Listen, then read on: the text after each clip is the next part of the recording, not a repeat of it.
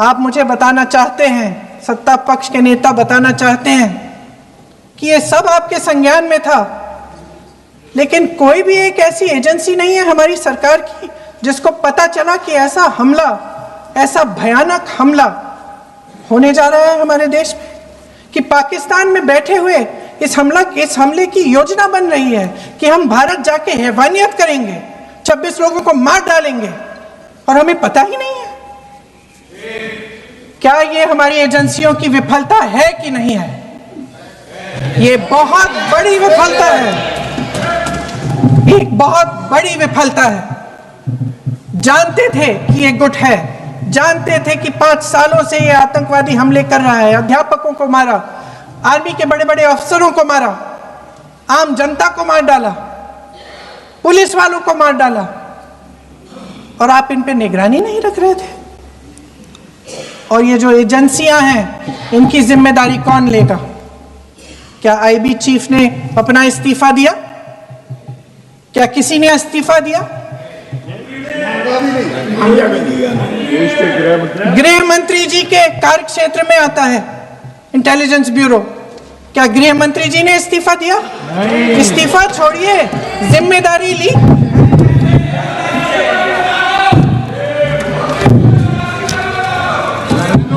साहब देखिए, इतिहास की बात आप करिए, मैं वर्तमान की बात करना चाहती हूँ।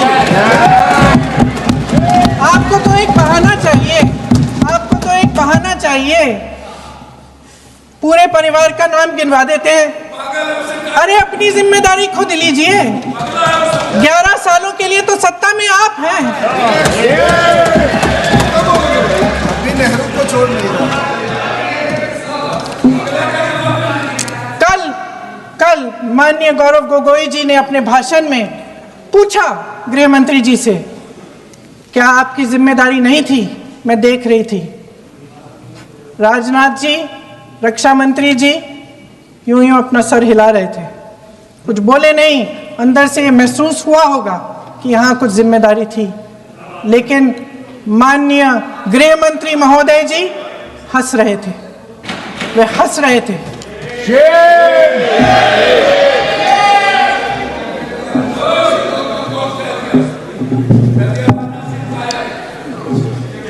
अध्यक्ष महोदय, कल सत्ता पक्ष और आज भी सत्ता पक्ष के नेताओं ने 2008 के मुंबई के हमलों का जिक्र किया, बार बार कहा कि मनमोहन सिंह जी की सरकार ने कुछ नहीं किया। ये तो जानकारी होगी ना कि उसी समय जब वो आतंकवादी हमला चल रहा था, तभी उन आतंकवादियों को मार डाला था। एक बचा था और उसको भी फांसी दे दी थी 2012 में। महाराष्ट्र के मुख्यमंत्री ने इस्तीफा दिया। देश के गृह मंत्री ने जिम्मेदारी लेकर इस्तीफा दिया। एक जवाबदेही थी पब्लिक के प्रति, एक जवाबदेही थी इस देश की जनता के प्रति, इस देश की धरती के प्रति। हम एक शेर सुना करते थे, मुझे ज्यादा इसका ज्ञान तो नहीं है, लेकिन सुनते थे। लम्हों ने खता की और सदियों ने सजा पाई। आजादी के बाद से ही जो फैसले लिए गए, उनकी सजा आज तक देश भुगत रहा है।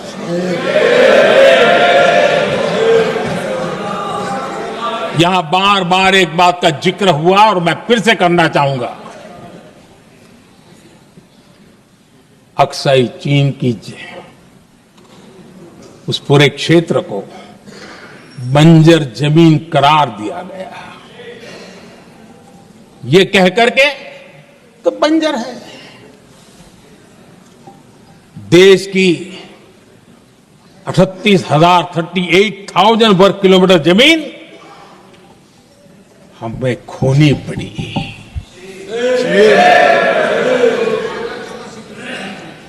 आदरणीय अध्यक्ष जी, मैं जानता हूं मेरी कुछ बातें चुभने वाली है। 1962 और 1963 के बीच कांग्रेस के नेता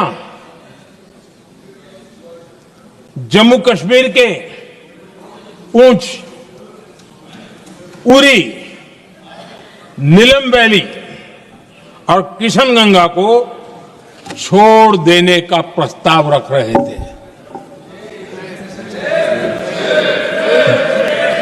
भारत की भूमि, आदरणीय अध्यक्ष जी, और वो भी लाइन ऑफ पीस के नाम पर किया जा रहा था। 1966 रण ऑफ कच्छ पर इन्हीं लोगों ने मध्यस्थता स्वीकार की। ये था उनका राष्ट्रीय सुरक्षा का विजन। एक बार फिर उन्होंने भारत का करीब 800 वर्ग किलोमीटर क्षेत्र पाकिस्तान को सौंप दिया, जिसमें छड़बेट भी शामिल है, कि कहीं उसको छड़ाबेट भी कहते हैं। 1965 की जंग में हाजीपीर पास को हमारी सेना ने वापस जीत लिया था, लेकिन कांग्रेस ने उसे फिर लौटा दिया। 1971 पाकिस्तान के 93,000 फौजी हमारे पास बंदी थे। पाकिस्तान का हजारों वर्ग किलोमीटर एरिया हमारी सेना ने कब्जा किया था। हम बहुत कुछ कर सकते थे, विजय की स्थिति में थे। उस दौरान अगर थोड़ी सा विजन होता, थोड़ी सी समझ होती, तो पीओके वापस लेने का निर्णय हो सकता। वो मौका था, वो मौका भी छोड़ दिया गया। अरे इतना ही नहीं, इतना सारा जब सामने टेबल पर था, अरे कम से कम करतारपुर साहब को तो ले सकते थे, वो ही नहीं कर पाया। 1974 श्रीलंका को कच्चथीवू द्वीप को गिफ्ट कर दिया गया।